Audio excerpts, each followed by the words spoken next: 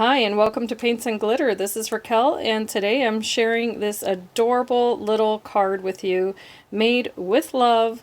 If you'd like to watch, stay tuned and you can see how I put this card together.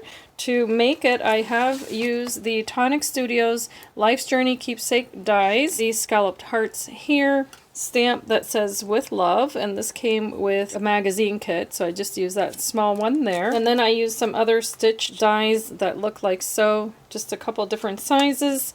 And for the background of the image that you see there, I did use some Spellbinders dies, Majestic Oval. It looks like that. So I used the largest and the second to largest, only I used it in this direction here as far as the oval is concerned. And then that adorable little Tilda image was given to me by Sandy Nagel from Decorate Your Life. Thank you so much, Sandy. There she is. I did color her in using different markers from my stash, both Nuvo and I think I used Pro markers as well.